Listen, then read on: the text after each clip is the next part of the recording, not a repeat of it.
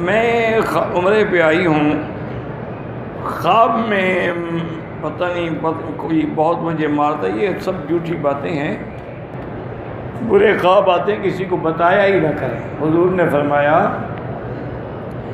خواب دو قسم ہوتے ہیں، ایک رحمانی ایک شیطانی۔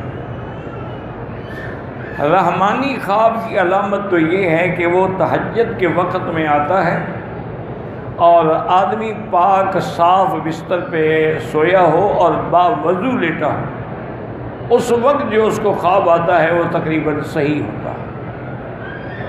اگر وہ خواب تم نے دیکھا ہے اور صحیح ہے لیکن سمجھ نہیں آ رہا تو حضور نے فرمایا کہ ہر کسی کو نہ بتایا کرو، چونکہ خواب کی ایسی کیفیت ہے کہ اللہ رجل طائر، جیسے پرندے کے پاؤں پہ کوئی دانہ رکھا ہو نا، گندوں ہلے گا تو کوئی دانہ گر جائے گا، یہ بھی جب تعبیر کوئی دے دے گا تو اسی طرح واقع ہو جاتا ہے۔ اس لیے ہمیشہ کسی عالم سے، کسی صاحب عقل سے، صاحب فہم سے جا کر اپنا خواب بیان کریں تاکہ وہ تم کو صحیح تعبیر دے، اور جب تک کوئی عالم نہ ملے ہر کسی کو نہ بتایا کریں کہ میں نے یہ خواب دیکھا ہے، کیونکہ خواب بڑے عجیب ہوتے ہیں۔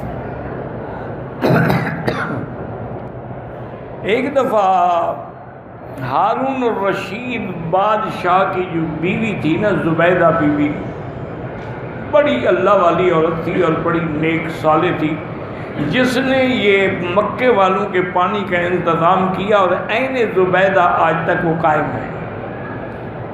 وہ صبح کی نماز کے بعد رو رہی تھی، چیخ رہی تھی، اور ہارون آئے، انہوں نے کہا کیا بات ہے؟ انہوں نے کہا میں نے ایسا گندا خواب دیکھا ہے کہ مجھے اب آرام ہی نہیں آتا۔ انہوں نے کہا وہ کیا خواب ہے؟ انہوں نے کہا میں نے خواب یہ دیکھا ہے کہ انسان بھی ہیں، گھوڑے بھی ہیں، گدھے بھی ہیں، جانور بھی ہیں، سب مجھ سے جمع کر رہے ہیں۔ تو میری تو چیخیں نکل گئیں۔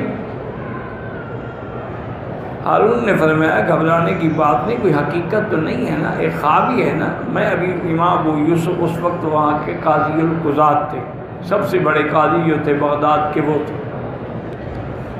ان کو بلایا اور ان سے بی بی زبیدہ نے اپنا خواب پیش کیا، تو اس نے کہا بی بی تمہیں مبارک ہو، یہ تو بڑا اچھا خواب ہے۔ انہوں نے کہا عجیب بات ہے امام صاحب، کیسے اچھا خواب؟ انہوں نے کہا بھی جمع کر کے آدمی کو فائدہ ہوتا ہے نا، لذت ہوتی ہے، فائدہ اٹھاتا ہے نا۔ مطلب یہ ہے کہ تم کوئی ایسا کام کرو گی جس کا انسان تو انسان، جانوروں کو بھی فائدہ ہوگا۔ تو اللہ نے ان سے پھر یہ کام لیا، عین زبیدہ اس نے بنائی جس سے ساری دنیا پانی پی۔ پہلے مکے کا اور پانی کوئی نہیں تھا، انسانوں کے لیے بھی اور جانوروں۔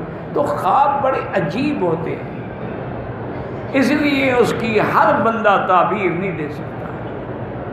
کبھی جو دیکھا جاتا ہے اس کا الٹ ہوتا ہے۔ اب دیکھیں نبی کا خواب تو وحی ہے نا، لیکن حضرت ابراہیم نے دیکھا کہ انی اذبحک کا، لیکن وہ ذبح نہیں ہوئے۔ تو اس طرح یہ بڑے عجیب، اور اس فن میں حضرت محمد ابن سیرین رحمۃ اللہ علیہ بھی بہت بڑے معبر تھے۔ انہوں نے کتاب تعبیر الرؤیا بھی لکھی ہے، اب بھی ملتی ہے۔ ایک آدمی نے آ کے پوچھا ان سے خواب کہ حضرت میں نے دیکھا ہے کہ میری چارپائی کے نیچے اتنا بڑا لگن ہے اور اس میں انگارے جل رہے ہیں، دہک رہے ہیں، اور پھر میں تمہیں کوئی بہت بڑی دولت ملے گی، جاؤ چلائیے۔ کچھ عرصے کے بعد پھر ایک آدمی آیا، اس نے کہا حضرت میں نے بھی خواب دیکھا ہے کہ میری چارپائی کے نیچے اتنا بڑا لگن ہے اور اس میں انگارے دہک رہے ہیں۔ فرمایا اس کا مطلب ہے تمہارے گھر کو آگ لگ گئی۔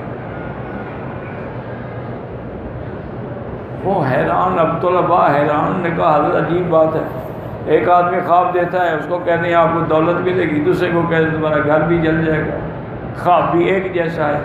انہوں نے فرمایا جس نے پہلا خواب بتایا تھا نا وہ سردیوں کا زمانہ تھا، تو اس وقت تو آگ نعمت ہوتی ہے نا، ہر کوئی اس کے نفع اٹھانا چاہتا ہے۔ اس نے جب خواب دیکھا تو گرمی کا زمانہ، گرمی میں تو انگارے ہوں تو عذاب ہے، اس لیے میں نے اوقات کے مطابق تعبیر کی، اور وہی ہوا جو انہوں نے کہا تھا۔